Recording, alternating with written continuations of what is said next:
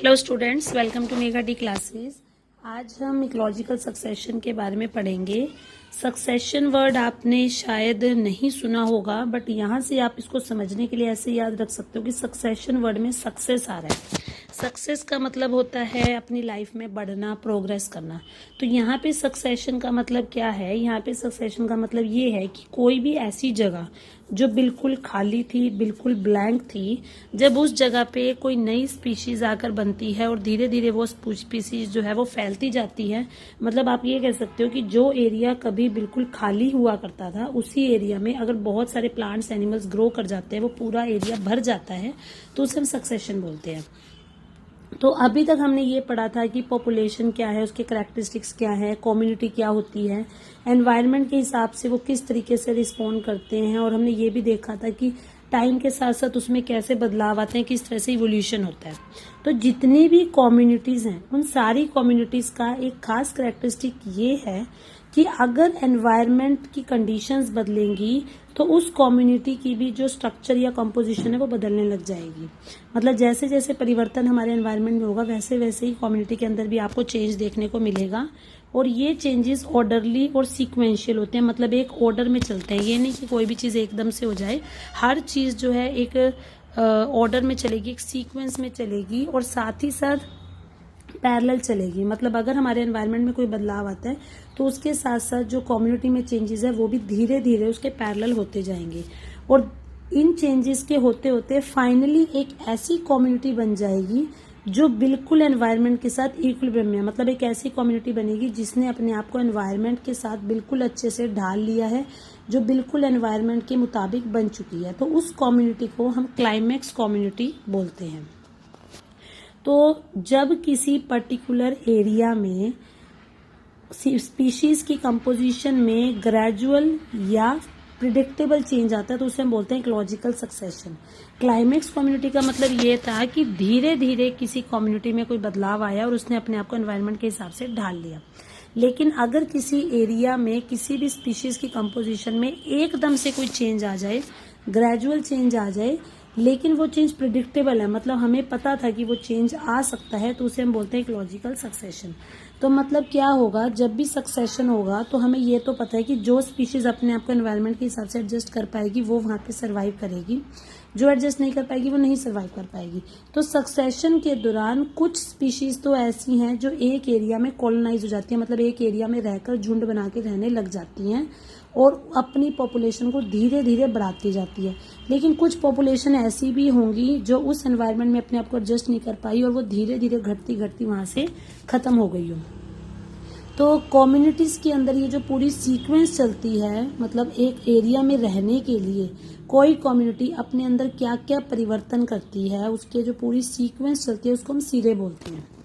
तो जो individual transition communities हैं उन्हें हम सीरियल स्टेजेस या सीरियल कम्युनिटी भी बोल सकते हैं। मतलब उनके जो सीक्वेंस है उसको हमने सीरीज बोल दिया, और जो कम्युनिटीज हैं इनको हम सीरियल स्टेजेस या सीरियल कम्युनिटीज भी बोल सकते हैं।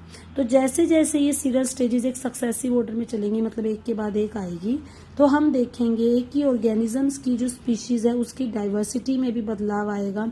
स्पीशीज का जो नंबर है वो भी इंक्रीज हो सकता है, या टोटल बायोमास भी बढ़ सकता है, क्योंकि वो तो ऑटोमेटिकली जब किसी जगह पे धीरे धीरे सक्सेशन शुरू होगा तो मतलब वहां पे रहने वाली स्पीशीज की संख्या बढ़ेगी, उनका बायोमास भी बढ़ेगा।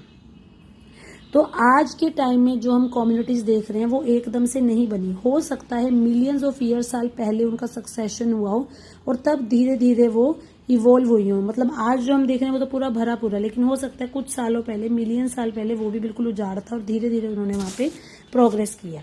तो सक्सेशन जो है एकदम से होने वाला कोई काम नहीं है। सक्सेशन एक प्रोसेस है जो किसी भी एरिया में शुरू होता है, और ये उस समय ही शुरू हो जाता है जब वहां पर कोई भी जीव जंतु नहीं था। एक ऐसा एरिया जहां पर कभी कोई जीव जंतु नहीं था, मतलब कभी पैदा भी नहीं हुआ था, या ये कह सकते हो बिल्कुल खत्म हो चुके थे, जैसे कोई बेयर रॉक है, मतलब एक खाली पत्थर है जिसपे कभी कोई जीव नहीं था। अगर उसके ऊपर भी कोई लाइफ स्टार्ट हो जाती है, मतलब वो भी एक फर्टाइल एरिया में बदल जाता है, तो हम कहते हैं कि वहां पे सक्सेशन हुआ है। अब ये जो बच्चों सक्सेशन है ये दो टाइप्स का हो सकता है। या तो हो सकता है प्राइमरी या ये हो सकता है सेकेंडरी।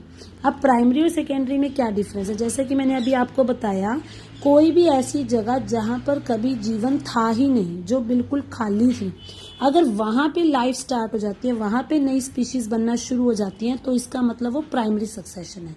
लेकिन अगर कोई ऐसी जगह थी जहां पर किसी टाइम लाइफ थी, लेकिन कोई डिजास्टर आने की वजह से, भूकंप आने की वजह से, ज्वालामुखी आने की वजह से सारा कुछ तबाह हो गया, और तबाह होने के बाद फिर से अगर वहां लाइफ शुरू होती है, तो उसको हम बोलते हैं सेकेंडरी सक्सेशन।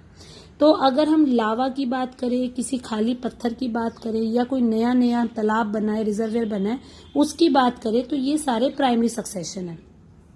लेकिन अगर कोई जंगल है जो एक तरह से आप कह लो पूरा डिस्ट्रॉय हो चुका था, जल चुका था, बिल्कुल बंजर हो गया, वहां पे लाइफ स्टार्ट हुई है, तो उसको आप सेकेंडरी सक्सेशन बोलोगे। अब आपने भी नोटिस किया होगा, अगर कोई चीज खाली है और उस खाली चीज में अगर आपने कुछ नया शुरू करना है, तो वो प्रोसेस टाइम लेगा, मतलब धीरे धीरे होगा। तो किसी भी ऑर्गेनिज्म को बनने से पहले वहां पे मिट्टी होना जरूरी है, क्योंकि चाहे कोई प्लांट बने या चाहे कोई एनिमल बने, मिट्टी हर एक को चाहिए। तो सबसे पहला स्टेप जो है सक्सेशन में वो है कि उस जगह पे सॉइल अवेलेबिलिटी होनी चाहिए। अब वो डिपेंड करता है कि उस जगह का क्लाइमेट कैसा है, क्योंकि जब हम सक्सेशन की बात करते हैं तो सक्सेशन का प्रोसेस एक नेचुरल प्रोसेस है। ऐसा नहीं है कि आप अपने हिसाब से सक्सेशन करवा दोगे और आप सोचोगे यहाँ पे मिट्टी नहीं है तो मैं कहीं से मिट्टी उठाकर ले आऊं, तो वो पॉसिबल नहीं है। ये एक नेचुरल प्रोसेस है, तो इसलिए ये डिपेंड करता है उस जगह के क्लाइमेट पे। अगर उस जगह का क्लाइमेट जो है बहुत ज्यादा गर्म रहता है, तो इसका मतलब वहाँ जल्दी जल्दी पत्थर टूटते जाएंगे और सॉइल बनती जाएगी। लेकिन अगर वहाँ का क्लाइमेट जो है ठंडा रहता है, वहाँ पे इतनी जगह हवा नहीं चलती, तो ऑटोमेटिकली वहाँ पे सॉइल बनने में टाइम लगेगा। तो क्लाइमेट के अकॉर्डिंगली जो नेचुरल प्रोसेसेस हैं उनको टाइम अलग अलग लग सकता है। हो सकता है उनको 100 साल भी लगे, हो सकता है उनको 1000 साल भी लग सकते हैं फर्टाइल सॉइल को बनाने के लिए। अब जैसे मैंने आपको बताया, सेकेंडरी सक्सेशन उन जगह पे शुरू होता है जहां पर पहले लाइफ थी पर वो डिस्ट्रॉय हो गई थी। जैसे आपने देखा होगा खेत में जैसे जीरी की फसल कट जाती है, उसके बाद उसमें आग लगा देते हैं, या गेहूं हो जाती है, तो मतलब कि वो फार्म लैंड पहले अच्छे से भरी भरी थी, लेकिन हमने उसको खाली कर दिया, या हमने किसी जंगल को जला दिया, या कोई जमीन थी जिसपे बाढ़ आ गई। मतलब कहीं ना कहीं पहले वहां लाइफ पॉसिबल थी, लेकिन किसी डिजास्टर की वजह से या मैनमेड एक्टिविटी की वजह से वो उजाड़ हो गया है। तो अगर वहां पे फिर से लाइफ रिप्लेनिश हो जाती है, तो उसको हम सेकेंडरी सक्सेशन बोलते हैं। अब क्योंकि वहां पे कुछ ना कुछ मटेरियल थोड़ा बहुत रह जाता है, तो प्राइमरी सक्सेशन के कंपैरेटिवली सेकेंडरी सक्सेशन जो है जल्दी होता है, फास्टली होता है।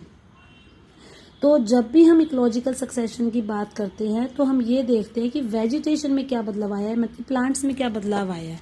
क्योंकि जैसी जैसी वहाँ पे वेजिटेबल होंगी, उसी के हिसाब से वहाँ पे फूड होगा, उसी के हिसाब से वहाँ शेल्टर होगा, और जो फूड और शेल्टर होगा उसी के अकॉर्डिंगली ये डिसाइड होगा कि वहाँ पर कौन से एनिमल सर्वाइव करेंगे। तो जैसे जैसे सक्सेशन बढ़ता है, तो एनिमल्स का भी जो नंबर और टाइप है, या जो डिकम्पोजर्स का नंबर है, वो भी बदलता जाता है।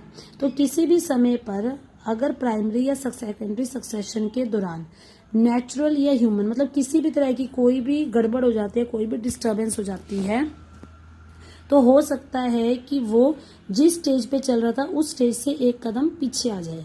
जैसे आपने देखा होगा, अगर आप कोई बहुत अच्छे से काम कर रहे होते हो, सपोज आप कुछ पेस्टिंग का काम कर रहे हो, आपने बहुत मेहनत से कागज वगैरह को चिपका लिया, या आपने मान लो एक के ऊपर एक बहुत सारे बॉक्सेस रख दिए, लेकिन गलती से कई बार आपका ही हाथ लग जाता है और वो सारी चीजें गिर जाती है। तो यहाँ पर भी वही चीज है कि सक्सेशन हो रहा है, लेकिन अगर सक्सेशन के दौरान किसी भी प्रकार की डिस्टरबेंस हो जाती है, तो हो सकता है कि जिस स्टेज पर वो पहुंच चुका था वो उससे एक स्टेज पीछे चला जाए।